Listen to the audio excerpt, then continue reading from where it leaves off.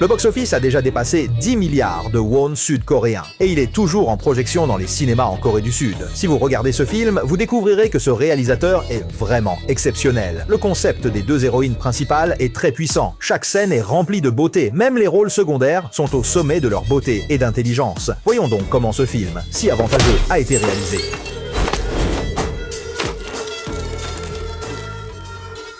Deux femmes qui pourraient vivre de leur physique et de leur beauté ont choisi de devenir pilleuses de tombes. En pleine nuit, au lieu de dormir, elles aiment aller dans des endroits déserts pour déterrer les tombes ancestrales des autres. Elles viennent juste de déterrer 7 milliards en espèces, mais avant même de pouvoir se réjouir, en perdant l'équilibre, elles découvrent sur une autre tombe de l'or d'une valeur de plusieurs dizaines de milliards. Juste au moment où elles s'apprêtaient à rentrer chez elles pour fêter ça au champagne, un imprévu est survenu.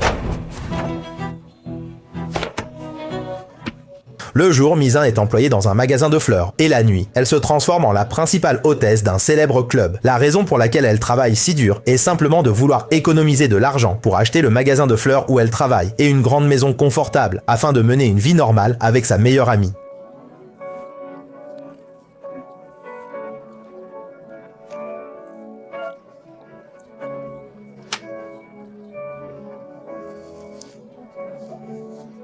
Alors que Mei-chan raccompagnait la dernière vague de clients de la journée, un incident s'est produit.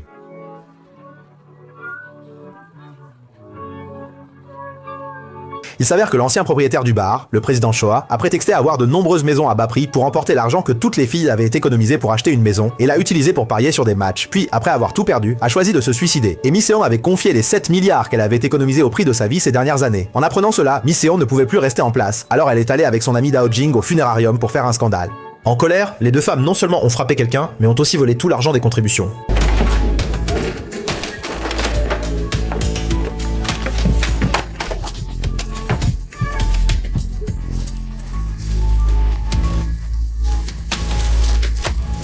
Bien qu'elles aient réussi à récupérer un peu de leurs pertes, ce n'était qu'une goutte d'eau dans l'océan. Et à ce moment-là, sans autre option, Dao Jing a choisi de croire aux rumeurs et a misé toutes ses économies sur les paris. Mais le malheur s'est acharné, et ainsi les deux amis ont perdu toutes leurs économies. Et Mei-chan a également choisi de faire face à la réalité, a remis son badge rouge et a décidé de se remettre sur le marché. Et à ce moment-là, dans la cage d'escalier, Dao Jing, qui fumait une cigarette pour se calmer, a entendu une conversation entre des voyous en bas. Il s'avère que ce groupe de personnes prévoit de comploter contre une personne appelée le patron du sol, qui a caché 7 milliards de won coréens. Initialement, Dae-jing voulait être une bonne personne, mais après avoir appris cette nouvelle, elle décide de laisser tomber son fardeau de bonne personne et envisage de s'emparer de cet argent pour compenser les pertes de sa meilleure amie. Et juste à l'instant, Dao Jing a pris en charge 2 clients ivres au bord de la route, dont l'un était la femme de Monsieur Tu, qui était en rendez-vous avec un mannequin masculin, et ce dernier a mentionné cet argent en plaisantant.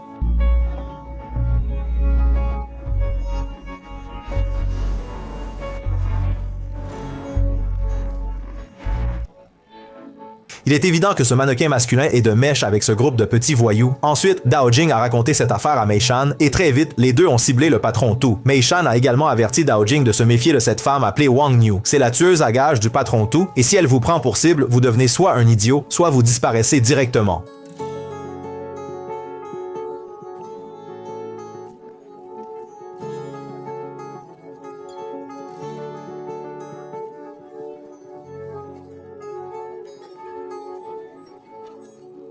Le plan de Mei-chan est très simple. Utiliser son identité masquée pour voler les informations de localisation dans le téléphone de Monsieur Tu. Mais Monsieur Tu, prudent, ne lui donne même pas l'occasion de verser un verre. Et les paroles qui suivent stupéfient encore plus Mei-chan. L'homme à côté, visiblement un peu ivre, laisse échapper la cause de la mort de président Cui.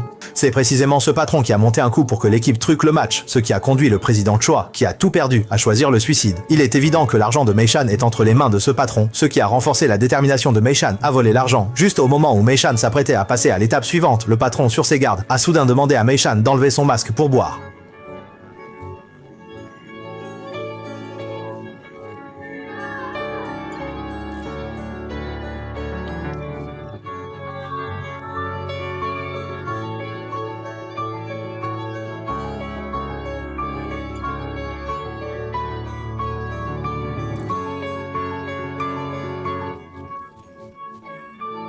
À ce moment-là, le serveur est passé et a dit quelques mots, ce qui a fait sortir le patron. C'est alors que Dao Jing, qui attendait dehors, a reçu le message de Mei-chan et a foncé avec sa voiture sur celle du patron.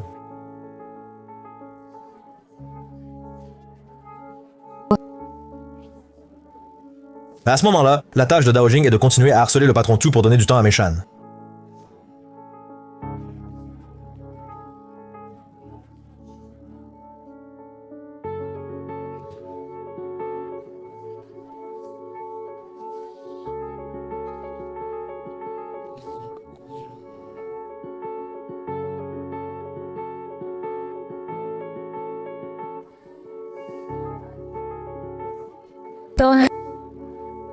Après que Mei Shan ait réussi à obtenir les informations de localisation du téléphone de Monsieur Tu, les deux sont arrivés à l'endroit où l'argent était caché. Enfin, en creusant le 6e tas de tombes, ils ont trouvé 1 milliard de won coréens. Alors qu'ils s'apprêtaient à partir avec l'argent, ils ont fait une découverte encore plus étonnante, un cercueil rempli d'or. Pas étonnant qu'on l'appelle Monsieur Tu, il enterre tout dans le sol. Si tu apprends à penser du point de vue des films coréens, alors tu découvriras sûrement un schéma. Mei Shan et Dao Jing vont bientôt avoir de gros ennuis. En effet, ce groupe de voyous a également trouvé l'endroit où l'argent est caché et a commencé à les poursuivre en voiture. Soudain, Mei Shan a pris l'argent et s'est mise à courir, tandis que les voyous, armés de pelles, ont commencé à la poursuivre. Après avoir donné des coups de poing et de pied à Mei Shan, Dao Jing est également arrivé et a serré fermement le cou du petit voyou par derrière.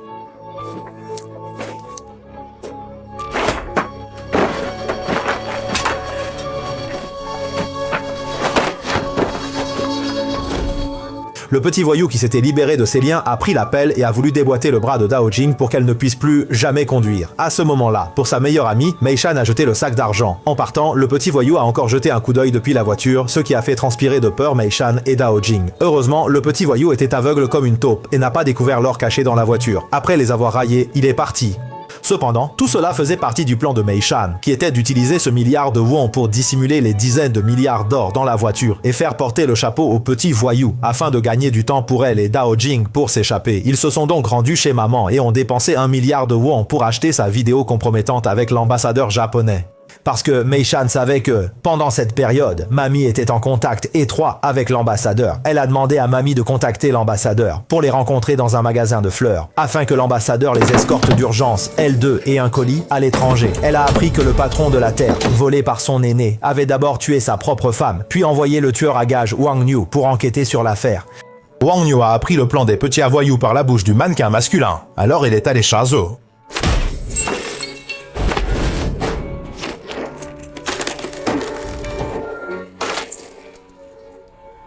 Après un accueil chaleureux de la part de Huang Niu. À ce moment-là, Mei Shan découvre que la voiture contenant l'or a disparu. Mamie utilise l'or en sa possession pour s'entourer de mannequins masculins pour son plaisir, mais Huang Niu les retrouve rapidement. En effet, quand une femme devient impitoyable, les hommes n'ont plus vraiment leur mot à dire. Alors qu'on la presse de révéler où se trouve l'or, Dao Jing arrive enfin, attrape Mamie et commence à courir, sans oublier de verrouiller la porte de la chambre. Ayant appris de la bouche de maman où se trouvait l'or, Dao Jing se dépêcha de rejoindre Mei Shan, mais à ce moment-là, les deux eurent un désaccord. Mei Shan voulait partir avec maman, tandis que Dao Jing ne voulait que récupérer l'or et s'enfuir rapidement avec Mei Shan. C'est alors que Mei Shan vit Wang Niu mettre maman dans la voiture. Elle les suivit discrètement par derrière, puis assista en cachette à tout ce qui se passa ensuite dans un coin. Le patron a d'abord demandé à Huang Niu de pousser Mamie dans la piscine de bitume pour lui soutirer l'emplacement de l'or. Ensuite, Huang Niu a été accidentellement tiré dans la piscine de bitume et à ce moment-là, le patron n'avait pas l'intention de sauver qui que ce soit, mais préférait admirer lentement le combat entre les deux femmes dans la piscine de bitume. En effet, quand un homme devient vraiment impitoyable, il n'y a plus de place pour les femmes.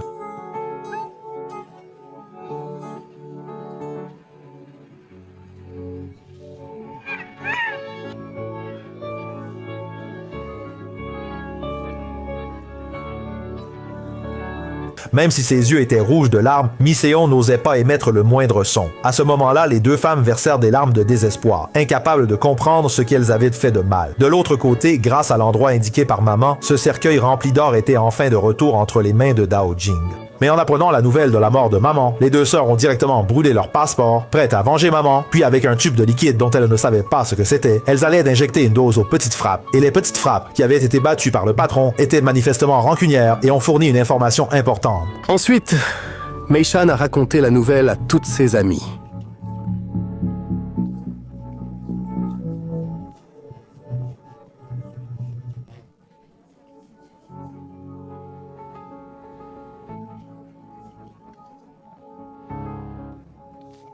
Mobilisez toutes pour se venger.